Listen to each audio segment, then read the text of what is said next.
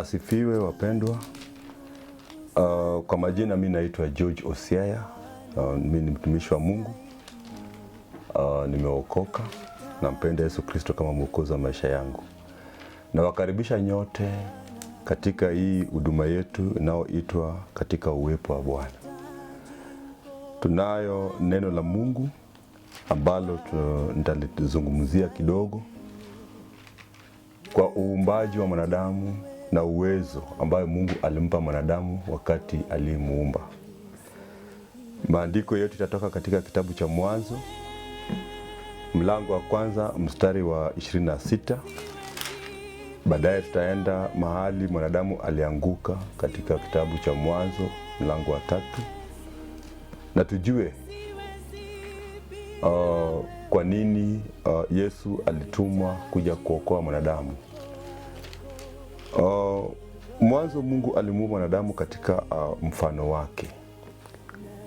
Kitabu cha Mwanzo mlango wa kwanza mstari wa 26 inasema hivi: Mungu akasema, na tumfanye mtu kwa mfano wetu, kwa sura yetu, wakatawale samaki wa baharini na ndege wa angani na wanyama na nchi yote pia, na kila chenye kutambaa kitambaacho juu ya nchi. Mungu akaumba mtu kwa mfano wake, kwa mfano wa Mungu alimuumba, mwanamume na mwanamke aliwaumba. Mungu akawabarikia. Mungu akawaambia, zaeni mkaongezeke, mkaijaze nchi na kuitiisha, mkatawale samaki wa baharini na ndege wa angani na kila kiumbe chenye uhai kiendacho juu ya nchi. Mungu akasema, tazama, nimewapa kila mche utoao mbegu ulio juu ya uso wa nchi yote, na kila mti ambao matunda yake yana mbegu, vitakuwa ndivyo chakula chenu. Na chakula cha kila mnyama wa nchi na cha kila ndege wa angani na cha kitu kitambaacho juu ya nchi chenye uhai, majani yote ya miche ndio chakula chenu. Ikawa hivyo. Mungu akaona kila kitu alichokifanya, na tazama, ni chema sana. Ikawa jioni, ikawa asubuhi, siku ya 6. Sasa ukisoma hii maandiko, Biblia inasema Mungu aliona ni vyema amuumbe mwanadamu katika mfano wake mwenyewe. Akampa mamlaka juu ya nchi ya dunia, kumaanisha kwamba Mungu alitaka atawale mbinguni na wanadamu wawe na utawala katika dunia na nchi. Mungu aliwabarikia. Saizi ukitazama vizuri unaona kwamba wanadamu wanatawaliwa na vitu ambazo walifaa kutawala. Wanadamu hawajabarikiwa zile baraka ambazo Mungu alipania wanadamu awe nazo, hajabarikiwa. Mwanadamu hakuumbwa mwanadamu aliye mgonjwa. Mwanadamu hakuumbwa mwanadamu ambaye hazai. Mwanadamu hakuumbwa mwanadamu ambaye ana shida mingi kama ilivyoonekana katika ulimwengu wa sasa hivi. Mungu alimuumba mwanadamu akambariki aishi bila magonjwa katika maisha yake, aishi bila shida katika maisha yake, aishi akipata yale matamanio ya moyo wake, aishi kama ni mtu anaweza zaa watoto wake katika mfano wake Mungu. Kwa sasa hivi wanadamu hawako jinsi Mungu aliwaumba. Mfano wa Mungu ilibadilishwa. Ilianzia kule mwanzo. Biblia inasema Mwanzo mlango wa 3 kwamba basi nyoka alikuwa mwerevu kuliko wanyama wote wa mwitu aliowafanya Bwana Mungu. Akamwambia mwanamke, ati hivi ndivyo alivyosema Mungu, msile matunda ya miti yote bustani? Mwanamke akamwambia nyoka, matunda ya miti ya bustanini twaweza kula, lakini matunda ya mti ulio katikati ya bustani Mungu amesema msiyale wala msiyaguse, msije mkafa. Nyoka akamwambia mwanamke, hakika hamtakufa, kwa maana Mungu anajua ya kwamba siku mtakayo kula matunda ya mti huo, mtafumbuliwa macho, nanyi mtakuwa kama Mungu, mkijua mema na mabaya. Mwanamke alipoona ya kuwa ule mti wafaa kwa chakula, wapendeza macho, nao ni mti wa kutamanika kwa maarifa, basi alitua katika matunda yake akala, akampa na mumewe, naye akala. Wakafumbuliwa macho wote wawili, wakajijua kuwa wa uchi. Wakashona majani ya mtini, wakajifanyia nguo.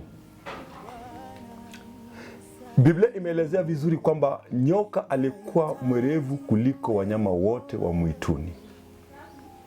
Alikuja na neno kinyume na yale maagizo ambayo Mungu alimpa mwanadamu alipomuumba kwa mfano wake. Lengo la shetani ilikuwa ni kwamba aondoe mwanadamu katika mfano wa Mungu. Aondoe ile mfano wa Mungu ndani ya mwanadamu. Aondoe zile baraka ambazo Mungu alimpa mwanadamu, aziweke kando. Amfukuze mwanadamu usoni mwa Mungu.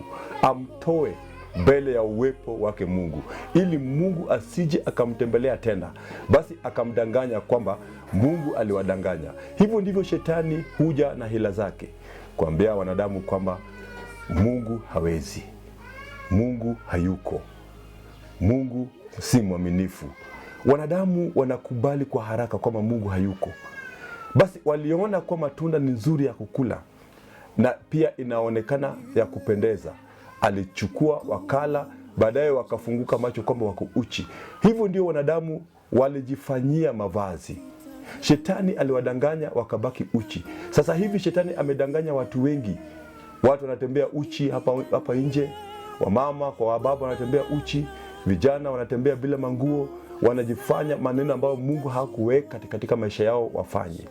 Kwa sababu gani? Shetani amewadanganya kwamba Mungu hayuko, kwamba Mungu aliwadanganya na yeye mwenyewe hakutaka wawe werevu. Wanajifanya kuwa werevu kwa macho yao wenyewe, bali sio ile uwerevu ambayo Mungu aliwaweka nayo. Ndiyo sababu kuanzia hapo, baada ya shetani kumdanganya mwanadamu na kumtoa katika uwepo wa Mungu, ndipo Mungu akarudi kazi tena. Na kamati yote ya bingu, malaika wote wa bingu na wale mashirika wale walikuwa nao wakiumba mwanadamu, ili warudi katika kazi ya kurudisha uhusiano kati yake na mwanadamu. Ile uhusiano urudie, ili mwanadamu arudishwe katika mfano wake Mungu. Ndio sababu baada ya hapo kuongea, wakaanza kutuma neno, na natuma manabii, na natuma watu. Bado watu walipita hayo. Mungu mwenyewe akaona ni vyema kwamba amlete mwanawe wa kipekee, ili yule atakaye muamini amrudishe mfano wake ndani yake, ili mwanadamu arudi aishi katika mfano wake Mungu. Na hii ndio sababu tunahubiri kwamba kuamini kwake Kristo Yesu ndio inamrudisha mwanadamu kwa uwepo wa Mungu, na inamvalisha na inambariki yale baraka ambaye shetani alimtoa, ambaye mwanadamu aliumbwa nazo. Yesu ndiye anamrudishia yale uwezo. Hata wale wamekwama, tumbo zao haziwezi pata watoto wa kuzaa, wale wote wakiamini kwa Kristo Yesu wanafunguliwa tumbo, wanapata mimba na wanazaa. Wale wanaume hawangeweza kupata kitu ya kuwekelea mikono zao, wakiamini kwake Kristo Yesu wanarudisha katika mfano wake Mungu. Wale ambao wanaishi na magonjwa na maradhi katika maisha yao, hakuna kitu kizuri inaweza wanatokea, wakiamini kwake Kristo Yesu wanarudishwa katika mfano wa Mungu. Mungu alipomuumba mwanadamu hakumuumbia yule atakaye mtibu pale bustani la Edeni. Alikuwa ni mwanadamu, Adamu na mkewe na wanyama na matunda wa mwituni, na chakula chao ilikuwa yale ya shamba. Hekima ya mwanadamu imefikisha mwanadamu kwa kutengeneza mambo ambayo Mungu hakumuumba mwanadamu akuwe. Sasa shetani ni mbaya, alikuja kwa mfano wa nyoka Biblia inasema alikuwa mwerevu zaidi ya wanyama wote wa mwituni. Akaja akaongelesha mwanamke kwamba akamuuliza, je, ni kweli Mungu aliwaambia kwamba msile matunda yoyote katika bustani hili? Mwanamke alijua, manake Adamu alishamwambia Mungu alituruhusu tunaweza kula kila kitu hapa, ila tu matunda moja ya kujua uzuri na wema, tukikula tutakufa. Hapo ndipo kifo iliingia hapa duniani. Na yule ameamini kwake Kristo Yesu, Biblia inasema, Yesu mwenyewe anasema akimwamini hata akikufa atakuwa mzima.